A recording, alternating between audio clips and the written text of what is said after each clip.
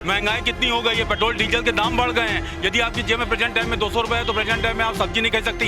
ये हिंदुस्तान विकासशील देश है। अगर सरकार युवाओं के बारे में सोचेगी तभी आने वाले समय में अपना हिंदुस्तान विकसित होगा। किसानों के लिए, जब तक किसानों के लिए बजट में और नौजवानों के लिए बजट में प्रावधान नहीं होगा तब तक देश को साल नहीं हो सकता। ये बजट उनके लिए फायदा है, जैसे हमारे गौतम अडानी जी हुए, बाबा रामदेव जी हुए और अंबानी जी हुए। ये बजट उनके लिए फेवर में हमें, गरीब और मजदूर के लिए बजट एकदम नकार है, एकदम बेकार, उनके फायदे के लिए नहीं है। केवल एक लॉलीपॉप दिया गया है।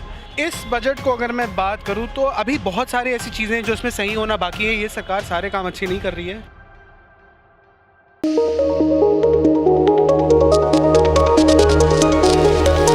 तो मोदी सरकार के दूसरे कार्यकाल का आज बजट जो निर्मला सीतारमण वित्त मंत्री के द्वारा पेश किया गया है और इस बजट में सरकार के द्वारा ये बात कही गई है कि ये आम लोगों के लिए बजट है, किसानों के लिए, गरीबों के लिए बजट है और उसमें कितनी राहत उन्होंने सब लोगों को दी है, आम लोगों को कितनी राहत मिली है। फिलहाल 2024 बहुत करीब है तो इसको राजनीतिक पहलू से भी देखा जा रहा है, लेकिन आम लोग क्या इस बजट से सहमत हैं और वो क्या सोचते हैं इस बजट को लेकर, उन्हीं से जानते हैं। तो अब मेरे साथ मौजूद हैं यहाँ पर बात करने के लिए। क्या नाम है सर आपका? संजय कुमार जायसवाल।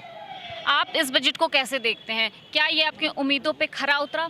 ये 2023 का जो आम बजट है ये मतलब उम्मीदों से खरा क्या, जो बेसिक जो बुनियादी चीज़ें थी उसमें जो फर्दर जो मतलब जो इम्प्रूवमेंट या जो मतलब ये जो छूट मिलनी चाहिए थी या बेसिक नीड्स जो थे वो बेसिक नीड्स मतलब इसमें पूरे नहीं हुए हैं।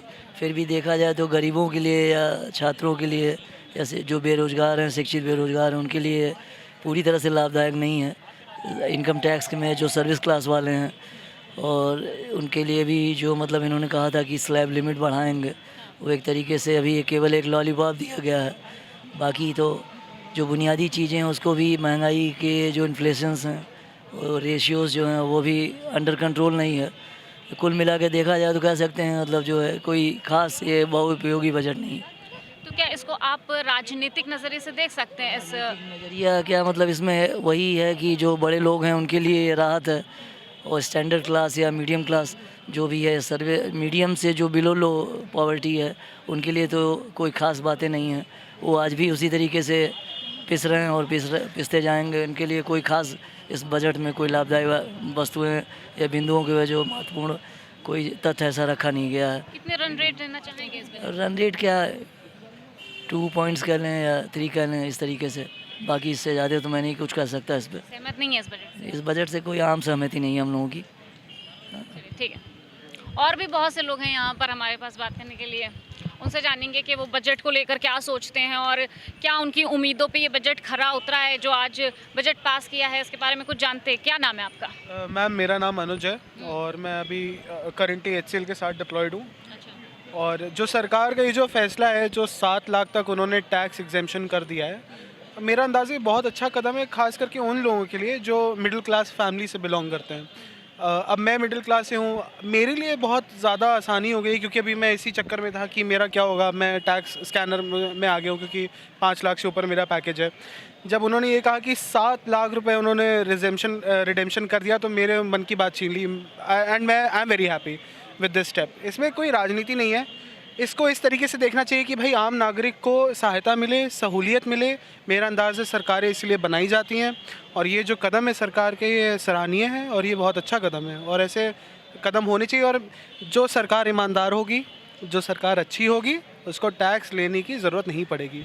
कितने रन रेट देंगे इस बजट को अगर मैं बात करूं तो अभी बहुत सारी ऐसी चीज़ें हैं जो इसमें सही होना बाकी है। ये सरकार सारे काम अच्छे नहीं कर रही है, कहीं ना कहीं इसमें खामियां हैं, लेकिन जो इन्होंने पहला कदम उठाया है, आम नागरिक के बारे में सोचा है, इस हिसाब से मैं इनको टैक्स पेयर्स के लिए काफ़ी? हाँ 7.5 का रेट दूंगा 10 में से। इसको राजनीतिक चश्मे से देखना सही होगा? देखिए, राजनीतिक का मैं नहीं देख रहा हूँ, लेकिन मैं हिडनबर्ग की जो रिपोर्ट आई है उसके एनालिसिस और 2-4 जो एनालाइज़र हैं उनकी जो रिपोर्ट मैंने देखी है, हमारी क्या क्रेडिबिलिटी है। एक हिडनबर्ग की एक रिपोर्ट आई और हमारा शेयर मार्केट, हमारी जो GDP और जो सारी चीज़ें इफ़ेक्ट करने लगी इतनी जल्दी, ऐसा कैसे? अगर इसके ऊपर सरकार को कोई हस्तक्षेप करना चाहिए तो उसे इमीडिएट करना चाहिए, जिस तरह से शेयर मार्केट नीचे जा रहा है, ये अच्छे साइन हमारे लिए नहीं है। अगर हम विश्व गुरु की तरफ बढ़ रहे हैं तो हमें हर एक पॉइंट अपना मजबूत रखना पड़ेगा। और जिस तरह से शेयर मार्केट नीचे जा रहा है, निफ्टी 360 माइनस 300 बढ़ा और आज के टाइम पे अभी 75 माइनस में है, मीन्स 375 पॉइंट नीचे आ चुका है। जिस तरह से मार्केट लग रही है, जिस तरह से शेयर मार्केट नीचे जा रहे हैं, उस तरह लग रहा है कि 50,000 तक भी चली जाएगी मार्केट। तो इसका क्या इम्पैक्ट होगा? इससे पहले आज के बजट को किस तरह देखते हैं आप कि राहत मिली, जो जनता की उम्मीदें थी, क्या उन पे खरा उतरा ये? देखिए, हमारे लिए उसमें जो सबसे मेन है वो है टैक्स पेयर वाला, ठीक है। वो टैक्स पेयर वाला तो हम लोगों के लिए 7 लाख तक का जो कैप किया गया है वो बेनिफिशियल है, नो डाउट।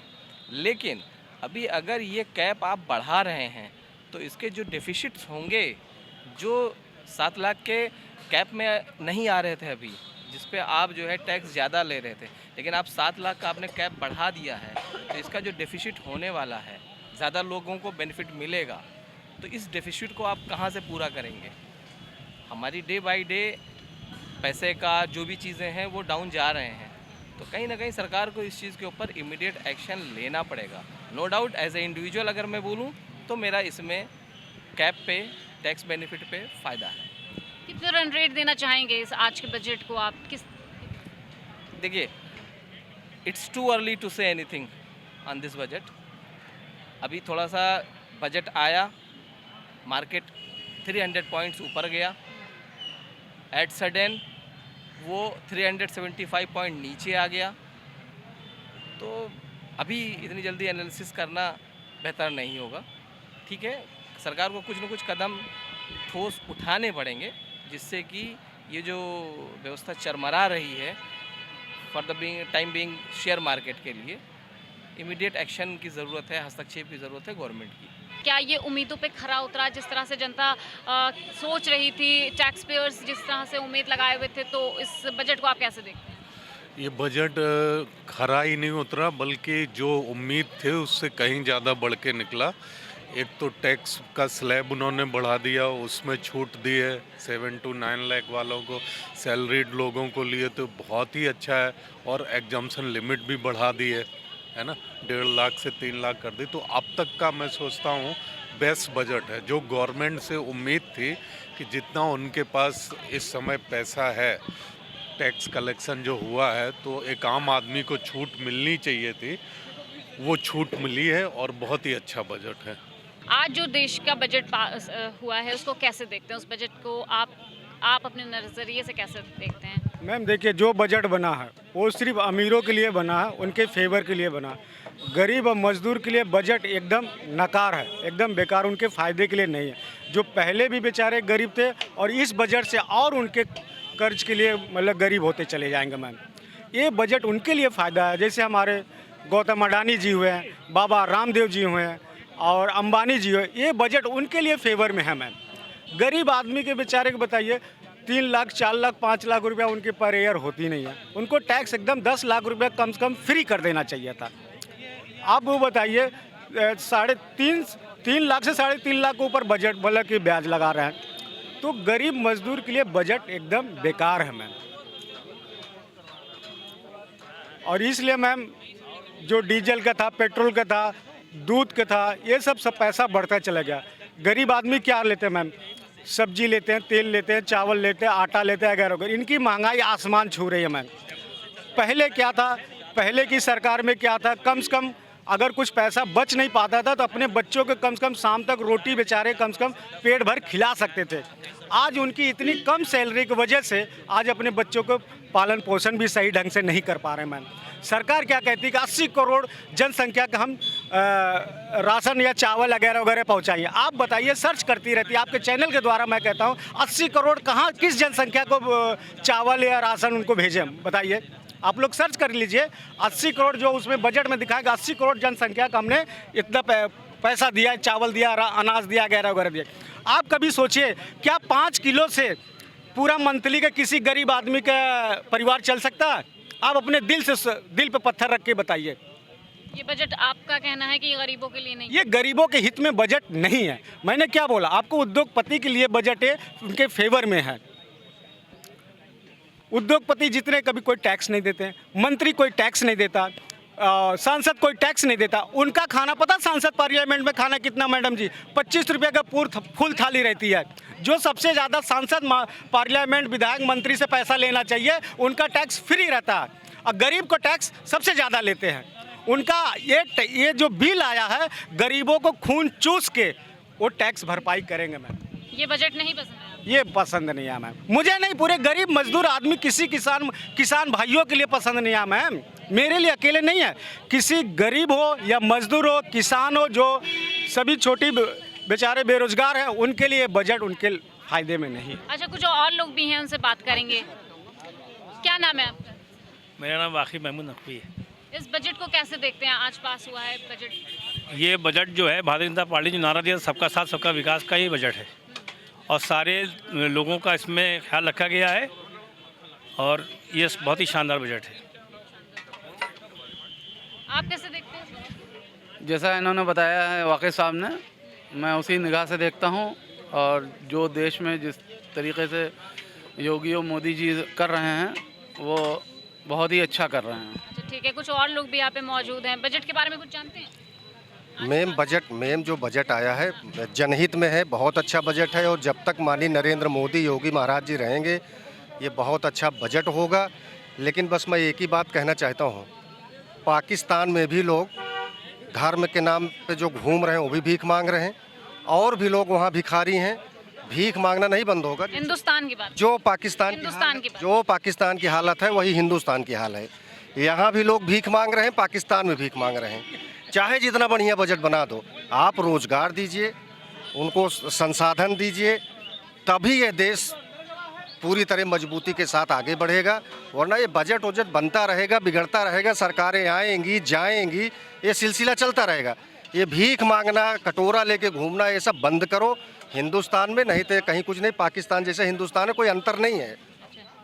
ठीक, कैसे देखते हैं इस बजट को? मैम बजट अच्छा है, थोड़ा सा नौजवान और किसानों को थोड़ा सा साथ में लेकर चलना चाहिए था, बस वही थोड़ी सी कमी रही है।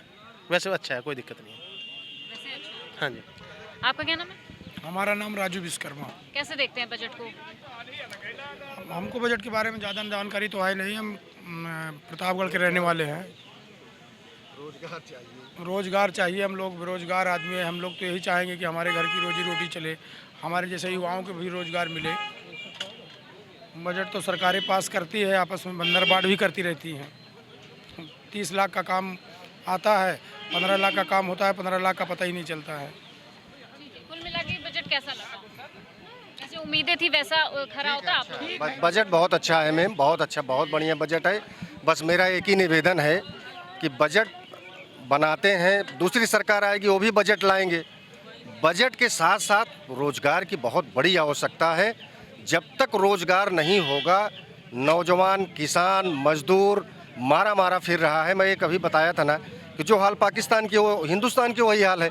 वहाँ भी लोग भीख मांग रहे हैं, हिंदुस्तान में भीख मांग रहे हैं। ये सब चीज़ करिए, अपने आप बंद हो जाएगा। बजट बहुत अच्छा है, सराहनीय है, वंदनीय है, प्रार्थनीय है। क्या बजट, आज के बजट को आप किस तरह देखते हैं? सर देखिए, सबसे पहले तो धन्यवाद मैं देना चाहूँगा कि आप मुझे एक बोलने का प्लेटफॉर्म दे रही हैं। भारत एक कृषि प्रधान देश है, सरकारें आती रहेंगी, सरकारें जाती रहेंगी, हर साल बजट कुछ ना कुछ मतलब आता रहेगा। लेकिन मैं आपके चैनल के माध्यम से ये कहना चाहूँगा कि प्रेजेंट टाइम में BA master business of administration का कोर्स किए हुए लोग बेरोजगार घूम रहे हैं, उसके लिए कोई सरकार क्यों नहीं कदम उठाती है? महंगाई कितनी हो गई है, पेट्रोल डीजल के दाम बढ़ गए हैं। यदि आपकी जेब में प्रेजेंट टाइम में 200 रुपये है तो प्रेजेंट टाइम में आप सब्जी नहीं खा सकती। ये हिंदुस्तान विकासशील देश है। अगर सरकार युवाओं के बारे में सोचेगी तभी आने वाले समय में अपना हिंदुस्तान विकसित होगा। ये मेरी अपनी पब्लिक ओपिनियन है। कितने रन रेट देना चाहेंगे इस बजट? सर देखिए, मैं 10 में से 6 अंक देना चाहूँगा क्योंकि मैं भी युवा हूँ। अच्छा, बजट के बारे में किस तरह से क्या देखते हैं आप? जो बजट सरकार ने पेश किया है, केंद्र सरकार ने, वो बजट निश्चित ही किसानों के हित में नहीं है, बेरोजगारों के हित में नहीं है। किसानों के लिए, जब तक किसानों के लिए बजट में और नौजवानों के लिए बजट में प्रावधान नहीं होगा तब तक देश खुशहाल नहीं हो सकता है। हम इस बजट को सिर्फ और सिर्फ मोदी जी का घोषणावीर, जैसे मध्य प्रदेश में शिवराज सिंह घोषणा भी, ऐसे ही मोदी सरकार का कैबिनेट बजट घोषणावीर बजट है। तो बजट को लेकर हमने लोगों से बातचीत की और सभी लोगों की राय बिल्कुल अलग अलग हमको देखने को मिली और सभी लोग इस बजट को, कुछ लोग सही मान रहे हैं तो कुछ लोगों का कहना है कि ये गरीबों के हित में बिल्कुल नहीं है। फिलहाल सबकी अपनी अपनी प्रतिक्रिया उन्होंने दी। कैमरा पर्सन सत्यनारायण के साथ मैं हयात अब्बास, OPM न्यूज़ नेटवर्क।